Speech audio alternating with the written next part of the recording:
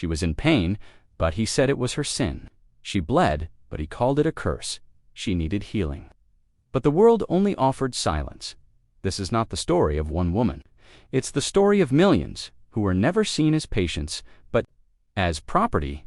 This is the story of how medieval medicine betrayed the very bodies it claimed to heal.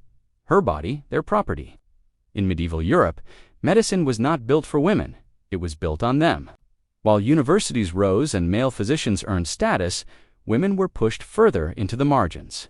A woman could carry a child, survive childbirth, and nurse the dying, but she could not be trusted to study medicine. She could be a healer, but never a doctor. She could bleed, but never be believed. By the 11th century, the medical world in Europe was becoming professionalized. Universities in cities like Bologna, Paris, and Oxford began offering formal medical education. But there was one problem: women were not allowed to attend. This meant that male doctors were writing books, giving lectures, and treating patients, without ever understanding a woman's body from her perspective. And when women tried to speak up, their voices were silenced. But not all were quiet. Her name was Trota. She lived in Salerno, Italy, in the 11th or early 12th century. Unlike most of Europe, Salerno was different. The city was home to the Schola Medica Salernitana, the first medical school in medieval Europe. And here, Trota studied medicine. Not only did she study, she practiced, and she taught. Trota specialized in women's health. She treated menstrual problems, pregnancy complications, and even developed early techniques for stitching after childbirth. Her treatments were compassionate and based on real experience. She listened to women. She understood pain not as punishment, but as a symptom, and she wrote it all down. Her writings were later compiled into a medical text called the Trotula. 3 books covering gynecology, cosmetics, and female hygiene. Her words traveled across Europe. For centuries, physicians copied and studied them, but as time passed, something changed. The name Trota disappeared. Scholars assumed a man had written the texts. Some even said the name was a mistake or a myth.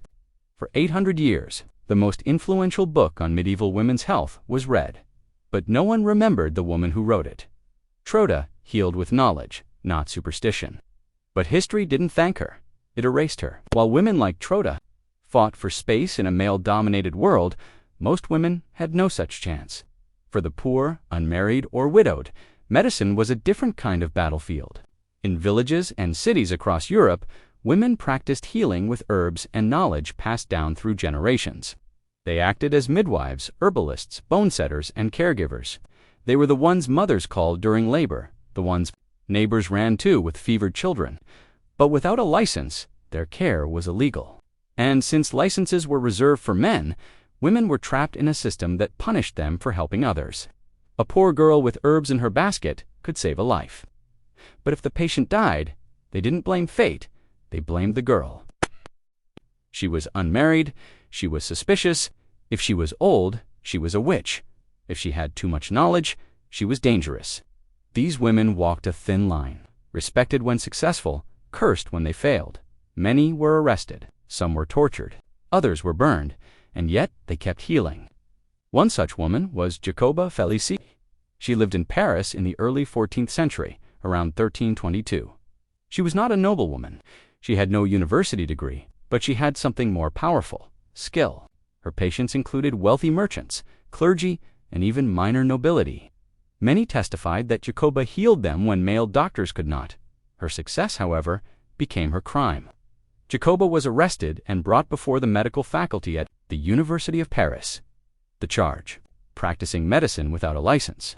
Her defense was simple. She healed people. She never harmed them, and her patients came to her by choice, but the court did not care. The judges acknowledged that Jacoba was more effective than many male doctors, but they ruled that even if she healed, she was still a woman, and women had no place in medicine. She was banned from practicing. Her tools were confiscated, and her name became just another footnote in the long history of silence. Women. In medieval society, the female body was not sacred. It was scrutinized, misunderstood, and blamed. Anatomy books described women as inverted men, claiming their wombs wandered through the body and caused madness. Menstruation was viewed as impure. Childbirth pain was seen as divine punishment. Women were denied pain relief because suffering was considered holy. Doctors wrote that women's bodies were colder, weaker, and ruled by emotion. They believed a woman's uterus could strangle her with hysteria. They said her intellect was clouded by her womb. These weren't fringe beliefs. They were mainstream medicine. And so, for centuries, women who dared to heal were punished, and women who dared to feel pain were ignored. This is the history they didn't teach us. Trota, Jacoba, thousands more, with no names left to remember. Women who used what little power they had to care for others, only to be crushed by a system built to exclude them. They weren't asking for power. They were asking to be heard. But in a world where a woman's body belonged to her husband, her priest, or her physician, never to herself, even healing became a crime. And yet, they healed anyway. She wasn't the only one. In the shadows of medieval towns and behind the crumbling stone walls of forgotten villages, there were others like her. Women whose names were never written down. Women who never held a pen, but whose hands stitched wounds, comforted the sick, and delivered babies in the middle of the night. They weren't saints. They weren't witches. They were survivors. Out in the countryside, far from cities and far from doctors, healing was local and passed down through practice. A midwife knew what herbs to crush to bring down a fever. Village healer knew which roots helped with childbirth. This knowledge wasn't written in Latin. It wasn't kept in books or libraries. It lived in memory, passed from mother to daughter, woman to woman. It was living medicine. But as the power of the church grew, so did its suspicion. By the 1200s, the line between healing and heresy began to blur. Anything outside official teaching was seen as dangerous, and a woman with medical knowledge, especially if she practiced outside church approval, became a threat. The church feared the midwife's herbs. It didn't trust the healer's independence, and it hated what it could not control, so it changed the rules. Its new church laws began to control who was allowed to treat the sick. Women, who had been the backbone of folk healing, were banned from practicing unless they had official licenses, something they could never get. Healing became a privilege, no longer a calling, and those who practiced without permission were punished. Some were dragged before church courts. Some were locked away. Others simply vanished. But a few names survived. Agnes of Dunbar was one of them. She was a Scottish midwife accused of using sorcery in the late 1300s. Her crime? Using what they called mystical powders to help a noblewoman give birth more easily. When the mother recovered quickly, church leaders suspected magic.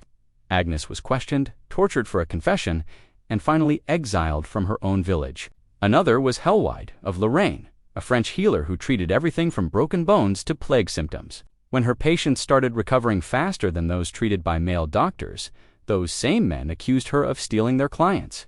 She was put on trial, beaten, and forced to confess to dark practices. Her only tools were herbs and experience. These weren't rare cases. Between the 1300s and the 1600s, tens of thousands of women across Europe were investigated, punished, or killed for so-called witchcraft. But in many cases, the real reason was simple. They were women who knew too much, and in that world, knowledge in female hands was seen as dangerous. But the pain didn't end with the trials. What came after was even worse. The silence. The names were forgotten, the stories erased, the cures never passed on, and the art of healing once shared by women was shattered by fear. Even in rich households where women had more comfort, they still suffered medical injustice. A noblewoman could have dozens of servants, but if she complained of pelvic pain, doctors called it womb madness. If she had a miscarriage, they said it was punishment from God. If she struggled with sadness after giving birth, it was called sin, or worse, possession. Their bodies were studied by men who had never experienced a period. Their pain was explained with scripture, not science. Their suffering was dismissed, not understood, but even then, women kept going. Quietly, they resisted. Some wrote under false names. Others secretly passed down healing knowledge to their daughters. A few joined monasteries, where they could practice medicine safely within convent walls, using herb gardens, spiritual texts, and their own hard-won experience to care for the sick. One of these women was Hildegard of Bingen. Born in 1098, in what is now Germany, she became a nun, a composer, a writer, and a healer. She wrote about natural medicine, using herbs, food, and a balance of body and mind. Her books, Physica and Causae et Curae, listed treatments and advice hundreds of years ahead of her time. But even Hildegard had to be careful. She claimed her knowledge came through visions from God. It may have been true, or it may have been a way to protect herself from being accused of pride or heresy, because in that world, even when a woman was right, she had to be quiet about it. Across Europe, the pattern was the same. Women were trusted to bring life into the world, but not to save it. They were believed when confessing sins, but not when describing symptoms. They were silenced not because they were wrong, but because they were right too soon. By the late Middle Ages, when the Black Death swept across Europe and death was everywhere, the truth became harder to hide. Male doctors with degrees ran from the cities. Female healers stayed. They wrapped the dead. They risked their lives. They comforted the sick. Still, they weren't praised. They were blamed. If crops failed, it was their fault. If a child died, the midwife was blamed. If a storm came, the healer was cursed. And through it all, the female body remained a battlefield. It was judged, punished, and controlled, but never respected. Even in death, women had no peace. Those who died giving birth were often buried in shame, their deaths blamed on sin or weakness, and those who died accused of witchcraft were burned, their ashes scattered, their memory erased. But not by us. We remember them not because they were loud, but because they mattered. Trota, Jacoba, Agnes, Helwide, Hildegard, and all the nameless women whose hands healed, whose hearts cared, and whose voices were stolen. They were called witches, heretics, impostors, but they were healers, doctors with no title, nurses with no pay, pharmacists with no permission. They lived in a world that called healing sacred, but only when done by men. Still, with every fever calmed, every wound wrapped, every baby brought into the world, they proved one thing: true care never needed permission. It only needed purpose.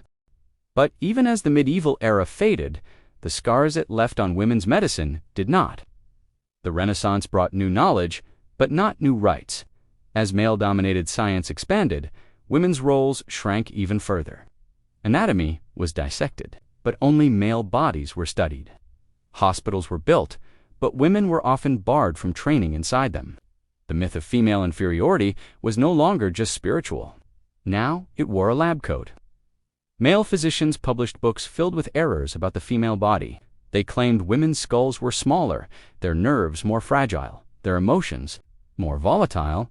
Pain was still dismissed. Childbirth was still viewed as punishment. Female patients were still seen as hysterical. The few women who tried to enter medicine in the early modern period had to disguise themselves as men.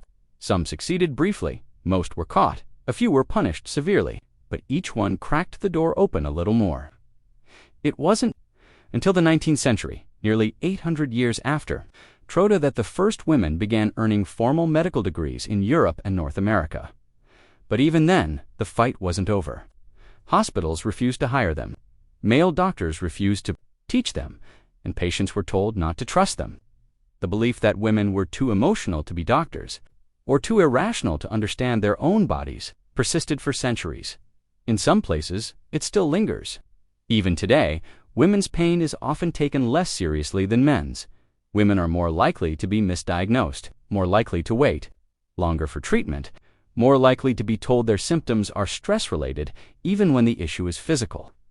History, it seems, still echoes, but so does resistance.